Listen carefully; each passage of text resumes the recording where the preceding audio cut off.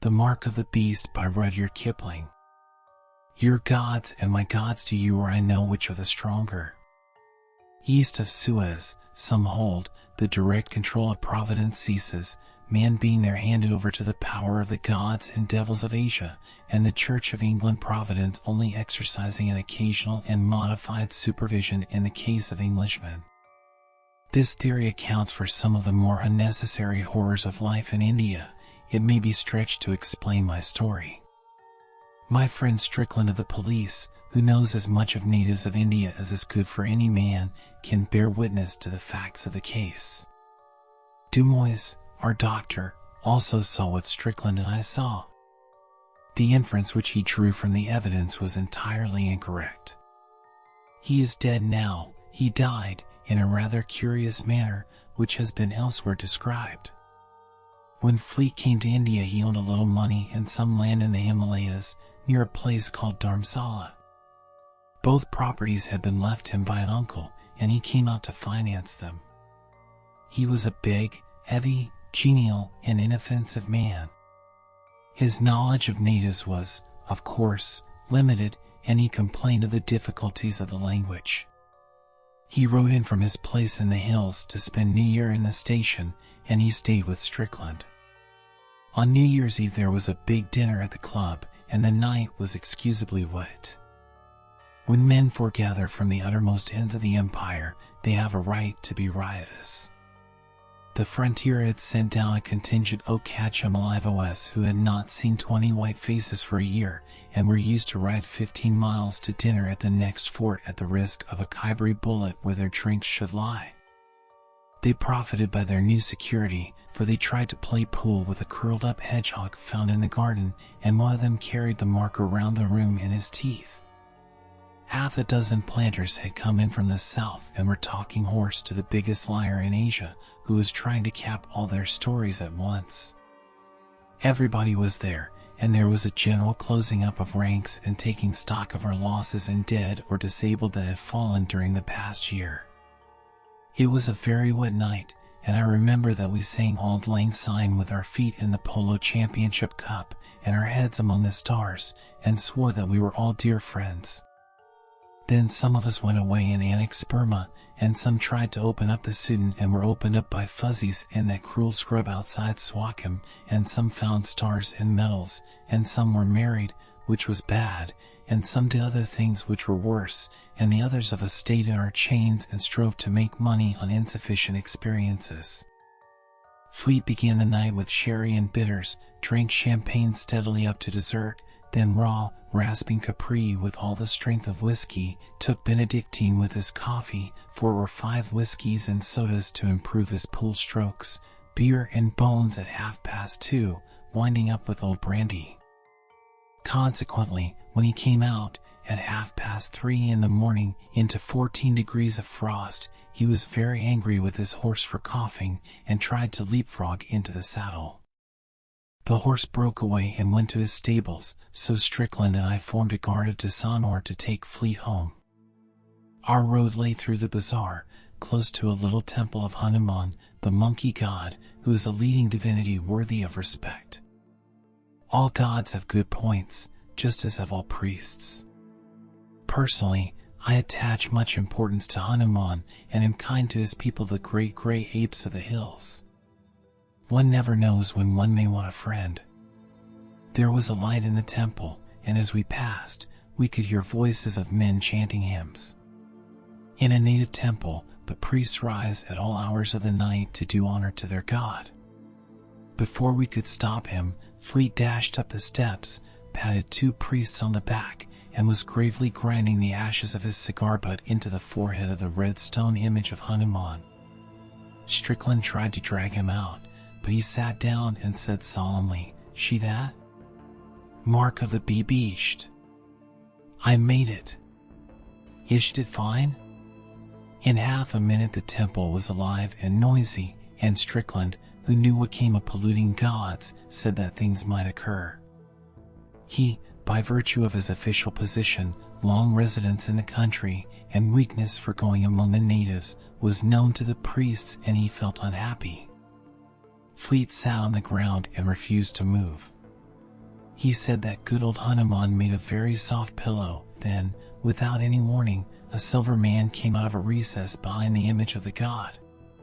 He was perfectly naked in that bitter, bitter cold, and his body shone like frosted silver, for he was what the Bible calls a leper, as white as snow. Also, he had no face, because he was a leper of some years' standing, and his disease was heavy upon him. We too stooped to haul Fleet up, and the temple was filling and filling with folk who seemed to spring from the earth, when the silver man ran in under our arms, making a noise exactly like the mewing of an otter, caught Fleet round the body and dropped his head on Fleet's breast before we could wrench him away. Then he retired to a corner and sat mewing while the crowd blocked all the doors. The priests were very angry until the silver man touched Fleet. That nuzzling seemed to sober them. At the end of a few minutes' silence, one of the priests came to Strickland and said, in perfect English, "Take your friend away. He has done with Hanuman, but Anurnan has not done with him." The crowd gave room and we carried Fleet into the road. Strickland was very angry. He said that we might all three have been knifed, and that Fleet should thank his stars that he had escaped without injury. Fleet thanked no one. He said that he wanted to go to bed. He was gorgeously drunk. We moved on, Strickland silent and wrathful, until Fleet was taken with violent shivering fits and sweating. He said that the smells of the bazaar were overpowering, and he wondered why slaughterhouses were permitted so near English residences. "Can't you smell the blood?" said Fleet. We put him to bed at last, just as the dawn was breaking, and Strickland invited me to have another whiskey and soda. While we were drinking, he talked of the trouble in the temple and admitted that it baffled him completely. Strickland hates being mystified by natives because his business and life is to overmatch them with their own weapons. He has not yet succeeded in doing this, but in 15 or 20 years he will have made some small progress. "They should have mauled us," he said, "instead of mewing at us. I wonder what they meant. I don't like it one little bit." I said that the managing committee of the temple would in all probability bring a criminal action against us for insulting their religion. There was a section of the Indian Penal Code which exactly met Fleet's offense. Strickland said he only hoped and prayed that they would do this. Before I left, I looked into Fleet's room and saw him lying on his right side, scratching his left breast. Then I went to bed cold, depressed, and unhappy at 7 o'clock in the morning. At 1 o'clock I rode over to Strickland's house to inquire after Fleet's head. I imagined that it would be a sore one. Fleet was breakfasting and seemed unwell. His temper was gone, for he was abusing the cook for not supplying him with an underdone chop.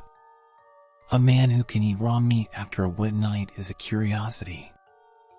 I told Fleet this and he laughed. "You breed queer mosquitoes in these parts," he said. "I've been bitten to pieces, but only in one place." "Let's have a look at the bite," said Strickland.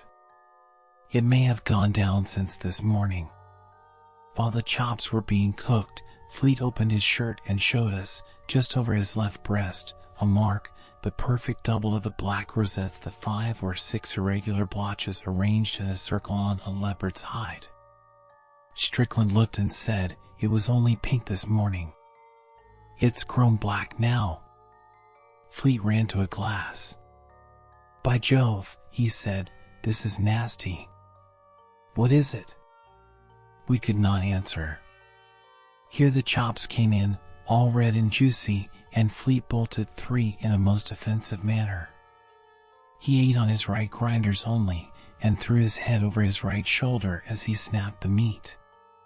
When he had finished, it struck him that he had been behaving strangely, for he said apologetically, "I don't think I ever felt so hungry in my life. I've bolted like an ostrich." After breakfast, Strickland said to me, "Don't go. Stay here, and stay for the night." Seeing that my house was not 3 miles from Strickland's, this request was absurd.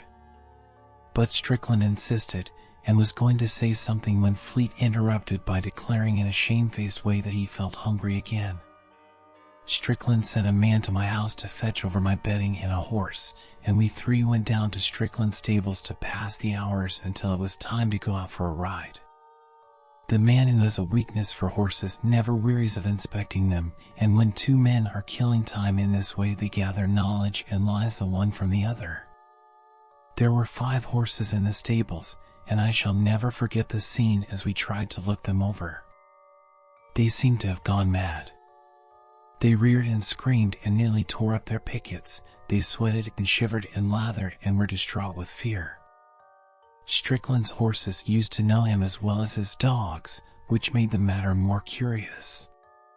We left the stable for fear of the brutes throwing themselves in their panic. Then Strickland turned back and called me. The horses were still frightened, but they let us gentle and make much of them and put their heads in our bosoms. "They aren't afraid of us," said Strickland. "Do you know, I'd give 3 months' pay if Outrage here could talk." But Outrage was dumb and could only cuddle up to his master and blow out his nostrils, as is the custom of horses when they wish to explain things but can't. Fleet came up when we were in the stalls, and as soon as the horses saw him, their fright broke out afresh. It was all that we could do to escape from the place unkicked. Strickland said, "They don't seem to love you, Fleet." "Nonsense," said Fleet, "my mare will follow me like a dog." He went to her. She was in a loose box, but as he slipped the bars she plunged, knocked him down, and broke away into the garden. I laughed, but Strickland was not amused. He took his mustache in both fists and pulled at it till it nearly came out. Fleet, instead of going off to chase his property, yawned, saying that he felt sleepy. He went to the house to lie down, which was a foolish way of spending New Year's Day. Strickland sat with me in the stables and asked if I had noticed anything peculiar in Fleet's manner. I said that he ate his food like a beast, but that this might have been the result of living alone in the hills out of the reach of society as refined and elevating as ours, for instance. Strickland was not amused. I do not think that he listened to me, for his next sentence referred to the mark on Fleet's breast, and I said that it might have been caused by blister flies, or that it was possibly a birthmark newly born and now visible for the first time. We both agreed that it was unpleasant to look at, and Strickland found occasion to say that I was a fool. "I can't tell you what I think now," said he, "because you would call me a madman, but you must stay with me for the next few days, if you can. I want you to watch Fleet, but don't tell me what you think till I have made up my mind." "But I am dining out tonight," I said. "So am I," said Strickland, "and so is Fleet.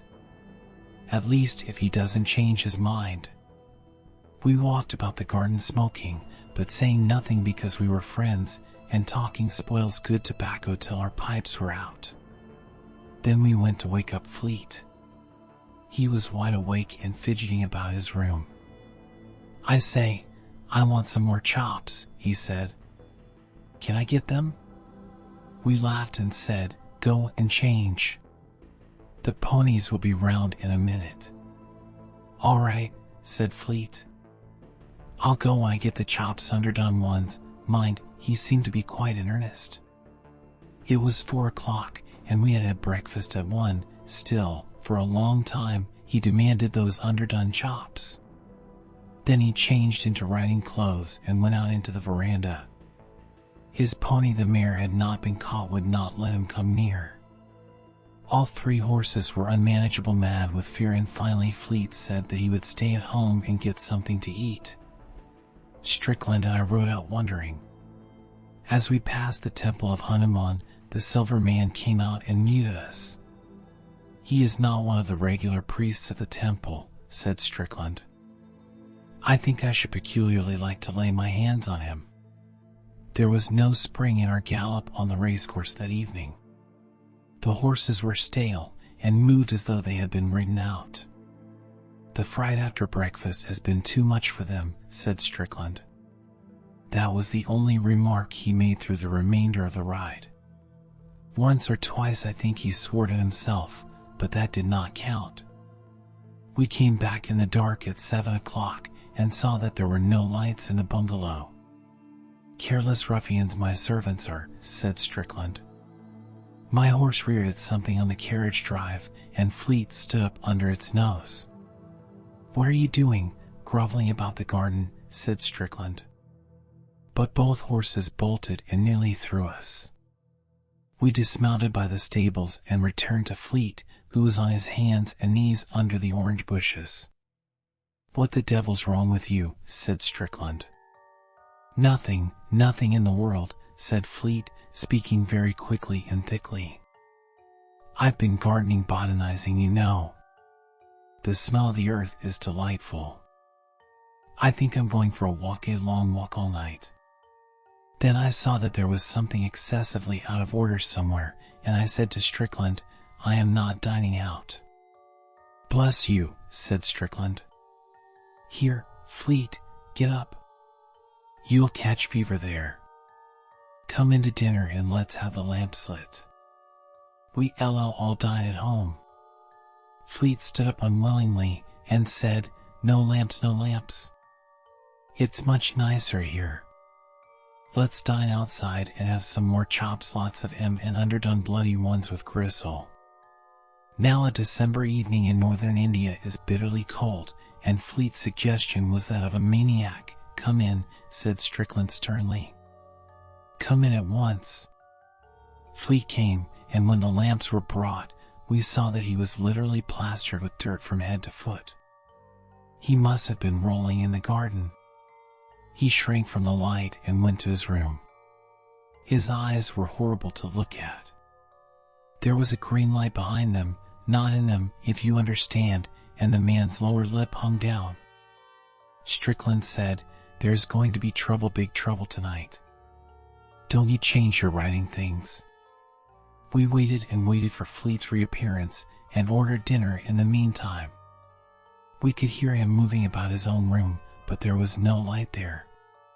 Presently from the room came the long-drawn howl of a wolf.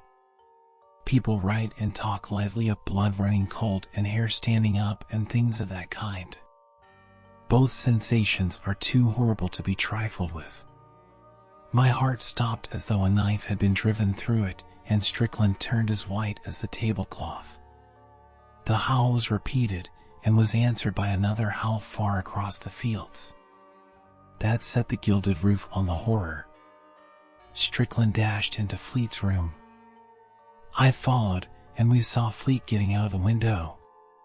He made beast noises in the back of his throat. He could not answer us when we shouted at him. He spat. I don't quite remember what followed, but I think that Strickland must have stunned him with the long boot jack, or else I should never have been able to sit on his chest. Fleet could not speak, he could only snarl, and his snarls were those of a wolf, not of a man. The human spirit must have been giving way all day and have died out with the twilight. We were dealing with a beast that had once been Fleet. The affair was beyond any human and rational experience. I tried to say hydrophobia, but the word wouldn't come, because I knew that I was lying. We bound this beast with leather thongs of the punka rope, and tied its thumbs and big toes together, and gagged it with a shoehorn, which makes a very efficient gag if you know how to arrange it. Then we carried it into the dining room, and sent a man to Dumois, the doctor, telling him to come over at once. After we had dispatched the messenger and were drawing breath, Strickland said, "It's no good. This isn't any doctor's work." I, also, knew that he spoke the truth. The beast's head was free, and it threw it about from side to side. Anyone entering the room would have believed that we were curing a wolf's pelt. That was the most loathsome accessory of all. Strickland sat with his chin in the heel of his fist, watching the beast as it wriggled on the ground, but saying nothing. The shirt had been torn open in the scuffle and showed the black rosette mark on the left breast. It stood out like a blister. In the silence of the watching, we heard something without mewing like a she-otter. We both rose to our feet, and, I answer for myself, not Strickland, felt sick actually and physically sick. We told each other, as did the men in Pinafore, that it was the cat. Dumois arrived, and I never saw a little man so unprofessionally shocked. He said that it was a heartrending case of hydrophobia, and that nothing could be done. At least any palliative measures would only prolong the agony. The beast was foaming at the mouth. Fleet, as we told Dumois, had been bitten by dogs once or twice. Any man who keeps half a dozen terriers must expect a nip now and again. Dumois could offer no help. He could only certify that Fleet was dying of hydrophobia. The beast was then howling, for it had managed to spit out the shoehorn. Dumois said that he would be ready to certify to the cause of death, and that the end was certain. He was a good little man, and he offered to remain with us, but Strickland refused the kindness. He did not wish to poison Dumois' new year. He would only ask him not to give the real cause of Fleet's death to the public. So Dumois left, deeply agitated, and as soon as the noise of the cartwheels had died away, Strickland told me, in a whisper, his suspicions. They were so wildly improbable that he dared not say them out loud, and I, who entertained all Strickland's beliefs, was so ashamed of owning to them that I pretended to disbelieve. Even if the Silver Man had bewitched Fleet for polluting the image of Hanuman, the punishment could not have fallen so quickly. As I was whispering this, the cry outside the house rose again, and the beast fell into a fresh paroxysm of struggling till we were afraid that the thongs that held it would give way. "Watch," said Strickland. "If this happens 6 times, I shall take the law into my own hands. I order you to help me." He went into his room and came out in a few minutes with the barrels of an old shotgun, a piece of fishing line, some thick cord, and his heavy wooden bedstead. I reported that the convulsions had followed the cry by 2 seconds in each case, and the beast seemed perceptibly weaker. Strickland muttered, "But he can't take away the life. He can't take away the life." I said, though I knew that I was arguing against myself, "It may be a cat. It must be a cat. If the Silver Man is responsible, why does he dare to come here?" Strickland arranged the wood on the hearth, put the gun barrels into the glow of the fire, spread the twine on the table, and broke a walking stick in 2. There was 1 yard of fishing line, gut, lapped with wire, such as is used for Mosser fishing, and he tied the 2 ends together in a loop. Then he said, "How can we catch him? He must be taken alive and unhurt." I said that we must trust in Providence, and go out softly with polo sticks into the shrubbery at the front of the house. The man or animal that made the cry was evidently moving round the house as regularly as a night watchman. We could wait in the bushes till he came by and knock him over. Strickland accepted this suggestion, and we slipped out from a bathroom window into the front veranda and then across the carriage drive into the bushes. In the moonlight we could see the leper coming round the corner of the house. He was perfectly naked, and from time to time he mewed and stopped to dance with his shadow. It was an unattractive sight, and thinking of poor Fleet, brought to such degradation by so foul a creature, I put away all my doubts and resolved to help Strickland from the heated gun barrels to the loop of twine from the loins to the head and back again with all tortures that might be needful. The leper halted in the front porch for a moment, and we jumped out on him with the sticks. He was wonderfully strong, and we were afraid that he might escape or be fatally injured before we caught him. We had an idea that lepers were frail creatures, but this proved to be incorrect. Strickland knocked his legs from under him, and I put my foot on his neck. He mewed hideously, and even through my riding boots I could feel that his flesh was not the flesh of a clean man. He struck at us with his hand and feet stumps. We looped the lash of a dog whip round him, under the armpits, and dragged him backwards into the hall and so into the dining room where the beast lay. There we tied him with trunk straps. He made no attempt to escape, but mewed. When we confronted him with the beast, the scene was beyond description. The beast doubled backwards into a bow as though he had been poisoned with strychnine and moaned in the most pitiable fashion. Several other things happened also, but they cannot be put down here. "I think I was right," said Strickland. "Now we will ask him to cure this case." But the leper only mewed. Strickland wrapped a towel round his hand and took the gun barrels out of the fire. I put the half of the broken walking stick through the loop of fishing line and buckled the leper comfortably to Strickland's bedstead. I understood then how men and women and little children can endure to see a witch burn alive, for the beast was moaning on the floor, and though the silver man had no face, you could see horrible feelings passing through the slab that took its place, exactly as waves of heat play across red-hot iron gun barrels, for instance. Strickland shaded his eyes with his hands for a moment and we got to work. This part is not to be printed. The dawn was beginning to break when the leper spoke. His mewings had not been satisfactory up to that point. The beast had fainted from exhaustion and the house was very still. We unstrapped the leper and told him to take away the evil spirit. He crawled to the beast and laid his hand upon the left breast. That was all. Then he fell face down and whined, drawing in his breath as he did so. We watched the face of the beast and saw the soul of Fleet coming back into the eyes. Then a sweat broke out on the forehead and the eyes, they were human eyes, closed. We waited for an hour, but Fleet still slept. We carried him to his room and bade the leper go, giving him the bedstead and the sheet on the bedstead to cover his nakedness, the gloves and the towels with which we had touched him, and the whip that had been hooked round his body. He put the sheet about him and went out into the early morning without speaking or mewing. Strickland wiped his face and sat down. A night gong, far away in the city, made 7 o'clock. "Exactly 24 hours, said Strickland. "And I've done enough to ensure my dismissal from this service, besides permanent quarters in a lunatic asylum. Do you believe that we are awake?" The red-hot gun barrel had fallen on the floor and was singeing the carpet. The smell was entirely real. That morning at 11 we two together went to wake up Fleet. We looked and saw that the black leopard rosette on his chest had disappeared. He was very drowsy and tired, but as soon as he saw us, he said, "Oh, confound you fellows. Happy New Year to you. Never mix your liquors. I'm nearly dead.